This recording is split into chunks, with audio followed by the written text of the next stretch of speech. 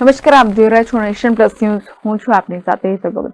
નર્મદા જિલ્લામાં રાજ્યની સમાન સિવિલ કોડ સમિતિના સભ્યોની તારીખ 28મી માર્ચે કલેક્ટર કચેરી ખાતે સ્થાનિક અગ્રણીઓ, પ્રતિષ્ઠિત નાગરિકો સાથે બેઠક યોજાઈ હતી. રાજ્યમાં સમાન સિવિલ કોડના અમલીકરણ બાબતે જિલ્લાના અગ્રણીઓના સૂચનો અને મંતવ્યો લેવામાં આવ્યા હતા, જેમાં સમાન સિવિલ કોડ સમિતિ ગુજરાતના સભ્ય ગીતાબેન શ્રોફ અને દક્ષેશભાઈ ઠાકરની ઉપસ્થિતિમાં કલેક્ટર કચેરીના કોન્ફરન્સ હોલ ખાતે બેઠક યોજાઈ હતી.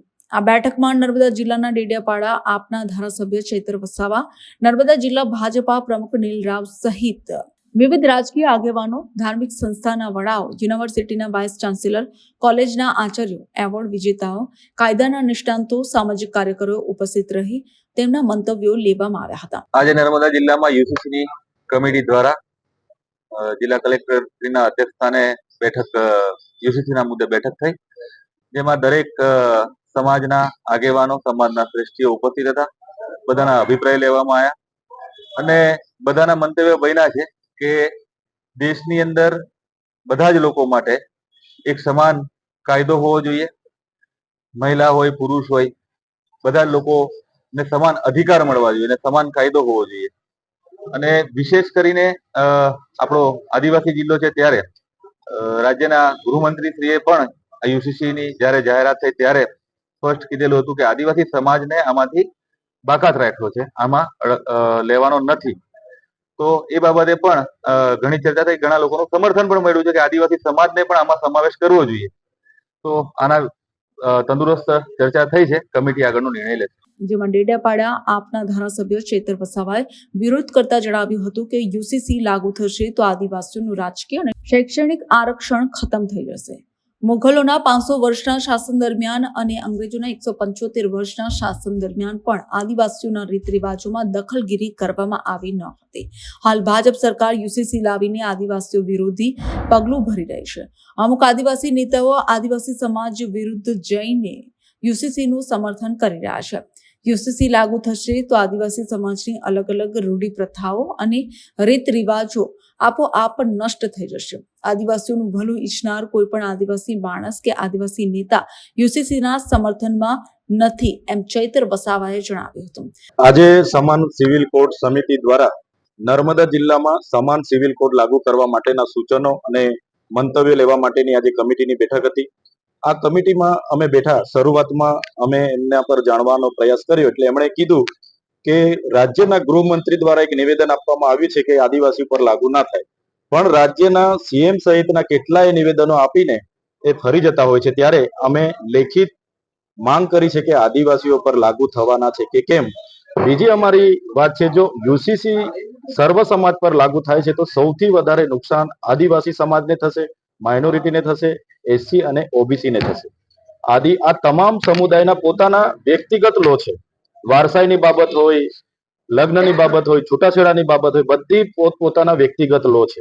એટલે અમારી જે પરંપરાઓ છે, રૂઢિઓ છે, જેમાં છૂટાછેડા હોય, ગોદ લેવાનું હોય, ઘર જમાઈ રાખવાના હોય, ઉત્તરાધિકારી નક્કી કરવાના હોય, બહુપત્નીત્વનો હોય, બહુપતિત્વનો હોય, વિધવા વિધુર પુનઃ લગ્નની વાત હોય, જેવી તમામે તમામ બાબતો અમને પેઢી દર પેઢી મળી આવેલ છે. અને તે વખતે પણ મુગલોના 500 વર્ષના શાસન હોય કે અંગ્રેજોના 175 વર્ષના શાસન હોય, અને દેશનું જયારે બંધારણ બન્યું ત્યારે પણ 23/11/1948 આર્ટિકલ 44 પર ચર્ચા થઈ. તે વખતે આર્ટિકલ 35 હતું, ત્યારે પણ યુસીસી લાગુ કરવામાં કોઈએ સમર્થન નથી આપ્યું.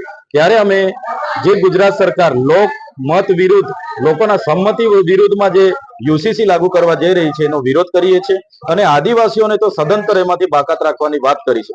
કેમ કે આદિવાસીઓને જે યુસીસી લાગુ પડે તો જે અમને શૈક્ષણિક અને રાજકીય અનામત મળે છે, જે રીતના હું અનામત બેઠક પરથી ચૂંટાઈને આવું છું, એ નષ્ટ થશે. અમારા જે અનુસૂચિ 5 અંતર્ગત જળ, જંગલ, જમીન અને ખનિજો પરના પ્રાવધાનો છે, એટ્રોસિટી એક્ટ છે, 73AA છે, પેસા એક્ટ છે, તમામ પ્રાવધાનો નષ્ટ થશે. એની અમને ભીતિ છે, એટલે યુસીસી નો અમે વિરોધ કરીએ છીએ. અને વિવિધતામાં એકતા ધરાવતો આપણો દેશ, બંધારણ સૌને સ્વતંત્રતા આપે છે, કોઈ પણ ધર્મ પાળે, કોઈ પણ ભાષા બોલી કરી શકે, ત્યારે યુસીસી લાગુ કરવામાં નહીં આવે એવી સ્પષ્ટ અમે માંગ કરી છે. ચેતરભાઈ, યુસીસી ને લઈને આજે જે બેઠક હતી તો ઓપિનિયન લેવામાં આવ્યા, ખાસ કરીને કયો મુદ્દાને લઈને તમારું? મને દુઃખ થયું આજે યુસીસી માં અમારા આદિવાસી સમાજના લોકોએ સમર્થન આપ્યું અને ઘણાએ તો એવું કીધું કે આદિવાસીઓ પર લાગુ પડવું જોઈએ. અલાભાઈ, યુસીસી લાગુ થશે તો જે અમે ચૂંટાઈને આવીએ છીએ આદિવાસી બેઠકો પર એ નષ્ટ થઈ જશે. આપણા બાળકોને જે અનામત બેઠકો પર ભણવાની તક મળે છે, સ્કોલરશીપ મળે છે, એ પૂરું થઈ જશે. જળ જંગલ જમીન પરના અધિકારો નષ્ટ થશે. કેટલાક આદિવાસી સમાજના લોકોએ એવું કીધું કે યુસીસી આદિવાસીઓ પર પણ લાગુ થવું જોઈએ. તો આવા ઘણા લોકો હોય છે. ખરેખર એમણે યુસીસી નો અભ્યાસ કરવો જોઈએ. એનાથી શું અસરો થવાની છે એનો પણ અભ્યાસ કરવો જોઈએ. મેં કોઈ વ્યક્તિગત નામ નહીં લેમ, પણ ઘણા આદિવાસી આગેવાનો એવું કીધું કે યુસીસી માં આદિવાસીઓનો પણ સમાવેશ કરવો જોઈએ. જે દિવસે આદિવાસીઓનો સમાવેશ થશે, શૈક્ષણિક અને રાજકીય જે અનામત મળે છે, અમારા છોકરાઓ અનામત બેઠકો પર ભણે, નોકરી કરે, અમે જે અનામત બેઠકો પર ચૂંટાઈને આવીએ છીએ નષ્ટ થશે. સાથે સાથે 73AA હોય, એટ્રોસિટી એક્ટ હોય, પૈસા એક્ટ હોય, અનુસૂચિ 5 પર જે જળ જંગલ જમીન અધિકારોના પ્રાવધાનો મળે છે, તમામ વસ્તુ નષ્ટ થશે. એ કદાચ એ લોકોને ખબર નહીં હશે, એટલે એ લોકોએ કીધું કે યુસીસી માં આદિવાસીનો પણ સમાવેશ થવો જ જોઈએ, એવી ઘણા આગેવાનોએ માંગ કરી છે. તમારી દ્રષ્ટિએ શું લાગે છે કે યુસીસી ના કાયદાની હાલમાં સ્થિતિમાં ગુજરાતમાં જરૂર છે કે દેશમાં બંધારણ બન્યું છે ને આખો દેશ બંધારણથી ચાલે છે. દેશ 1947 માં આઝાદ થયો. વિવિધતામાં એકતા એ જ દેશની ઓળખ છે. બિન સાંપ્રદાયિક દેશ છે. તો મુગલોના શાસનકાળ દરમિયાન, અંગ્રેજોના 175 વર્ષ શાસનકાળ દરમિયાન અને જ્યારે બંધારણ સભા બની ત્યારે પણ યુસીસી નો સમર્થન કોઈએ કર્યું નથી. અને અંગ્રેજો હોય કે મુગલોએ પણ આ રીત રિવાજો પાળનારામાં દખલ અંદાજી કરી નથી. તો ભારતીય જનતા પાર્ટીની સરકાર છે, એમણે અટલ લાલકૃષ્ણ અડવાણીની અધ્યક્ષતામાં જ્યારે 80 ના દાયકામાં લોકસભાના ચૂંટણી ઢંઢેરા તમે જોશો, 1979 ની વાત હશે કે ત્યાંથી લઈને 2004 સુધીના તમામ ચૂંટણી ઢંઢેરામાં 3 મુદ્દા આપ્યા હતા. એક, રામ મંદિર બનાવીશું, બીજું 370 હટાવીશું, અને ત્રીજું કે સમાન સિવિલ કોડ લાગુ કરીશું, જે લાગુ કરવા માટે આજે જઈ રહ્યા છે, જેનો અમે સખત વિરોધ કરીએ છીએ. જેમાં ઘણો વિરોધાભાસ જોવા મળ્યો હતો. એકમાત્ર ચેતર વસાવા સિવાય આદિવાસી સમાજના લોકોએ સમર્થન કરતા આદિવાસી સમાજ બે સમર્થન અને તરફેણ એમ બે ભાગમાં વહેંચાયેલો જોવા મળ્યો હતો. જ્યારે મુસ્લિમ સમાજે વિરોધ વ્યક્ત કર્યો હતો, જ્યારે ભાજપ સહિત અન્ય લોકોએ તેનું સમર્થન કર્યું હતું. આજે કલેક્ટર પટાગઢમાં જે યુસીસી ની બેઠક હતી, એ યુસીસી વિશે એટલું જ છે કે યુનિફોર્મ સિવિલ કોડ એટલે ક્રિમિનલ કે ફોજદારી કાયદા માટે કોઈ ચર્ચા નથી. સિવિલના અંદર આપણે જઈએ તો છૂટાછેડા છે, લગ્ન છે, ભરણ પોષણ છે અને લીવ ઇન રિલેશન. હવે મુસ્લિમ સમાજ તરફથી હું એડવોકેટ એમજી કુરેશી પણ આજે આ મિટિંગમાં હાજર હતો. મેં જોયું સભાગણમાં કે વધારે પડતી જે બહુમતી હોય તેના તરફેણમાં નિર્ણયો થતા હોય છે. એ રીતે અમારા સમાજના લોકો ઘણા ઓછા હતા. મને એક આશા હતી કે આદિવાસી સમાજ પણ આ બાબતે વિરોધ નોંધાવશે, પણ ધારાસભ્ય ચેતર વસાવા સિવાય લગભગ બધા જે આદિવાસી સમાજના હતા તેમણે પણ આ બાબતે સમર્થન આપ્યું, જે ન આપવું જોઈએ. બીજું, ધારાસભ્ય મેસેજિંગમાંથી એક પ્રતિનિધિ તરીકે હાજર હતા પારસી સમાજના, તેમણે પણ યુસીસીની તરફેણમાં.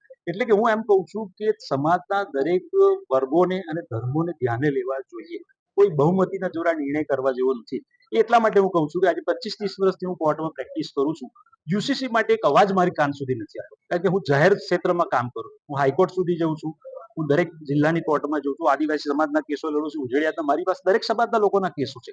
આ જે સિવિલ પ્રશ્નો, જે 4 મુદ્દા લઈને યુસીસી કમિટી આવી છે, એવી કમિટી માટે કોઈ પણ જગ્યાએ કોઈ આંદોલન નથી થયા, તો કોઈ માંગણી નથી થઈ. માંગણી વગર તમને આ જે લઈને આવ્યા છે, એક શું કહેવાય, પોલિટિકલ એજન્ડાથી સિવાય વિશેષ કશું નથી. આ સરકાર ધારે તો બહુમતીમાં છે, એક જ ઝાટકે અડધી રાતે લાવી શકતી, પણ આ રીતે પબ્લિકમાં ફેરવીને જે લાવવાની વાત છે, એના પાછળ તો એક મનસા રાજકીય દેખાઈ રહી છે. બીજું, હું જે કાયદાઓની વાત કરું, આપણા જયારે કાયદા બનાવવામાં આવ્યા અને પ્રવર્તમાન જરૂર જેમ જેમ પડી તેમ તેમ સુધારા થતા આવ્યા. આ દિન સુધી એવું નથી કે જે તે વખત અંગ્રેજો વખત કે હિન્દુસ્તાન આઝાદ પછી જે કાયદા આવ્યા તે જ છે. ઘણા બધા ફેરફાર સમય અંતરે જેમ જેમ સમાજની માંગણી થઈ તેમ તેમ થતા આવ્યા છે. આપણા સમાજમાં છૂટાછેડાની વાત કરતા એમાં ઘણો ફેરફાર થઈ ગયો છે. એવો જૂનો કાયદો નથી.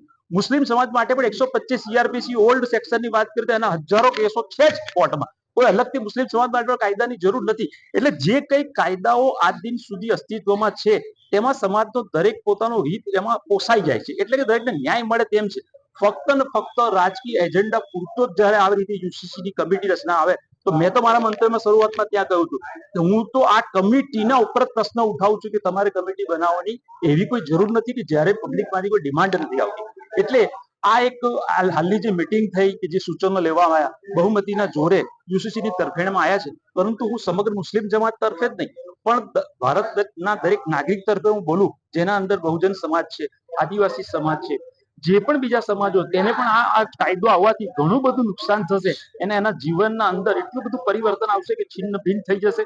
આપણી જે રચના છે, આપણે જે સાથે મળીને જીવન જીવી રહ્યા છે આટલા વર્ષોથી આપણે ભારત દેશમાં, અને ગુજરાતમાં પણ એવા અનેક દાખલાઓ છે. હિન્દુ મુસ્લિમની એકતાઓની વાત કરીએ, આદિવાસી એકતાઓની, એ બધું છિન્ન ભિન્ન થવાની આરે ઊભું છે. હું સૂચન કરું છું આપના માધ્યમથી કે આ વસ્તુને અહીંયા જ અટકાવવામાં આવે અને બંધ કરવામાં આવે. જે રીતે સમાજ ચાલે છે, જે કાયદાઓના બંધારણથી, તેને આગળ વધારે, એટલું જ મારું મંતવ્ય છે. ખાલી એક ટૂંકમાં કહી દો કે 4 મહત્વના મુદ્દા યુસીસી માં લેવામાં છે. એક તો છૂટાછેડા, દત્તક, લિવ ઇન રિલેશનશિપ, એ મુદ્દા જે છે એને લઈને ખાસ એમાં જ કહું છું કે આ 4 મુદ્દાઓ માટે ઓલરેડી કાનૂનો બનીને એનો અમલ ચાલુ જ છે. હવે નવો કોઈ સુધારો કે સંશોધન કરવાની મને તો કોઈ જરૂરિયાત દેખાતી નથી, કારણ કે હું જે ક્ષેત્રમાં કામ કરું ત્યાં જ બૂમ સૌથી વધારે આવે ને કાયદામાં. તો એવી કોઈ મારા કારણે બૂમ નથી આવી કે અમારા કોઈ એડવોકેટ્સને પૂછો, સિનિયર લોયરને પૂછો, હાઈકોર્ટના લોયરને પૂછો કે આવી કોઈ બૂમ આવી છે કે જેના માટે યુસીસી લાવવામાં આવી રહ્યું છે. તમને કેવું લાગે? અમને એવું લાગે છે કે યુસીસી ની કોઈ જરૂરત જ નથી. આ કમિટી વિખરાઈ નાખી છે સરકાર. નામ તમારું? M G Kureshi, advocate, Rajpipla. Jyoti Jagtap, Nation Plus news, Rajpipla. સમાચારોના સતત અપડેટ મેળવવા માટે અમારી નેશન પ્લસ ન્યૂઝની યુટ્યુબ ચેનલને સબસ્ક્રાઇબ કરો, બેલ આઇકન દબાવો અને જોડાયેલા રહો ફેસબુક, ઇન્સ્ટાગ્રામ અને ટ્વિટર પર.